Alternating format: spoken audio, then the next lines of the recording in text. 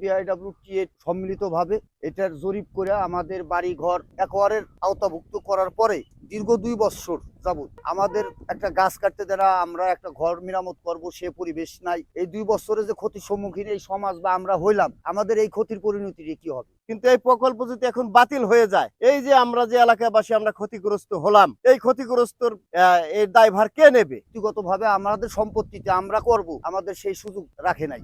এখন শুনতেছি যে 2 বছর 2.5 বছর পরে পরবর্তী সময়ে যে এখন এই প্রকল্প বাতিল হয়ে গেছে। তাহলে যে বিগত সময়ে আমাদের উন্নয়ন কাজ, কৃষি কাজ, গরু পালন, বিভিন্ন কর্মসূচি আমাদেরকে এরা বন্ধ করে দিয়ে এই 2 বছরে যে ক্ষতির সম্মুখীন এই সমাজ বা আমরা হইলাম, আমাদের এই ক্ষতির পরিণতি কি হবে? এর বিরুদ্ধে প্রতিরোধ গড়ে তোলার জন্য আমরা সমাজের সকল লোকজনকে সম্মিলিতভাবে একত্রিত করে এর তীব্র প্রতিবাদ এবং এই আধুনিকায়ন প্রকল্প পুনরায় যাতে সরকার আবার এখানে আধুনিকায়ন প্রকল্প বাস্তবায়ন করে, সেই লক্ষ্যে আমরা আন্দোলন সংগ্রাম জনগণকে সাথে নিয়ে আমরা ইনশাল্লাহ করব। শিয়া বাটার ও ভিটামিন ই সমৃদ্ধ lily glam beauty soap. Lily, always beautiful. আমরা আসলে এটা পুরোটাই আমরা ক্ষতিগ্রস্ত। আমরা চাচ্ছিলাম যে এটা আবার যাতে পুনরায় এটা ক্ষতিগ্রস্ত হয়েছে, আমরা ধরেন আমরা বাড়ি ঘর ঠিক মতো করতে পারতেছি না, আমরা যে একটা গরু ছাগল পালবো সেটা করতে পারতেছি না, গাছ গাছালি কাটাতে ঘর মেরামত করবো সেটাও পারছি। 2022 সালের প্রথম দিক থেকে আমাদের এই জমি একর বাবদ একটা নোটিশ আসে, 4 ধারার নোটিশ, যে নোটিশের মাধ্যমে আমরা জানতে পারি আধুনিক নৌবন্দর প্রকল্প উন্নয়নের জন্য এখানে একর হয়েছে। আমাদের জমি একর হয়েছে, 4 ধারার একটা নোটিশ দিয়েছিল। তারপরে 1 বছর পরে আমাদের বাড়ি ঘর মাপঝুপ করে প্রত্যেকটা বাড়ি গাছ এবং ঘর খুঁটির থেকে শুরু করে সম্পূর্ণ জিনিসই মাপঝুপ করে একর হয়েছে, বাড়ি ঘর পর্যন্ত একর হয়েছে। এটা হলো 1 বছর পরে 7 ধারার নোটিশ পেয়েছি আমরা।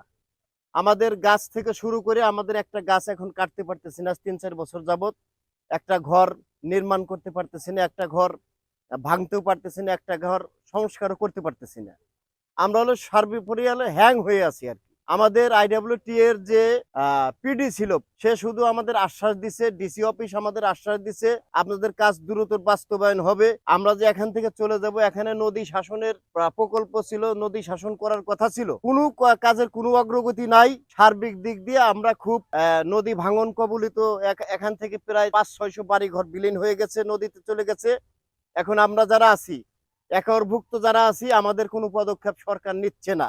উন্নয়নের ধারাবাহিকতা ঠিকই থাকবে, কিন্তু এই প্রকল্প যদি এখন বাতিল হয়ে যায়, এই যে আমরা যে এলাকাবাসী আমরা ক্ষতিগ্রস্ত হলাম, এই ক্ষতিগ্রস্তর এর দায়ভার কে নেবে? শোনা যাচ্ছে প্রকল্পটা বাধার একটা প্রকল্প ছিল, এই যে বাড়ি ঘরের একটা বাজেটের একটা প্রকল্প ছিল, সেগুলো শুনতেছি বাজেট বন্ধ হয়ে যাচ্ছে। এখন আমরা ভাঙতে ভাঙতে তো অনেক অসহায় এসে দাঁড়াইছি। এখন আমাদের এই বাজেটটা যদি না হয়, নদী বাঁধার যে বাজেট ছিল সেটাও যদি না হয়, তাহলে আমরা এখন কোথায় যা দাঁড়াবো? আমাদের এই অবস্থাটা কি হবে?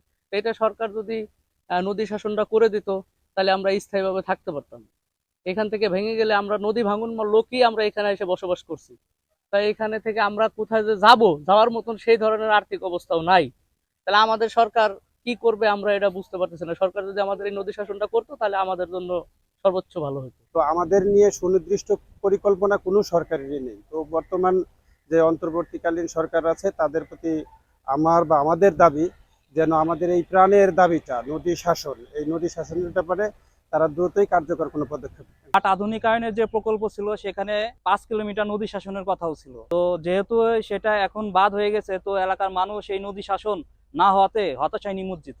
বিআইডব্লিউটিএ কর্তৃক নেওয়া একটি প্রকল্প, এই প্রকল্পের নদী তীর সংরক্ষণ কাজটা ডিপোজিট ওয়ার্ক হিসেবে পানি উন্নয়ন বোর্ড বাস্তবায়ন করে। সর্বশেষ তথ্য মতে এই প্রকল্পটার স্কোপ অফ ওয়ার্ক পরিবর্তন হওয়ার কারণে ডিজাইনটা সংশোধন করা হচ্ছে। ডিজাইন সংশোধনের জন্য ব্যয় কিছুটা বৃদ্ধি পাবে, এই জন্যে প্রকল্পটা পুনরায় রিভাইজ করার একটা নির্দেশনা আমরা প্রকল্প পরিচালকের দপ্তর থেকে জেনেছি। এখন এই প্রকল্পটা রিভাইজ করা প্রক্রিয়াধীন আছে।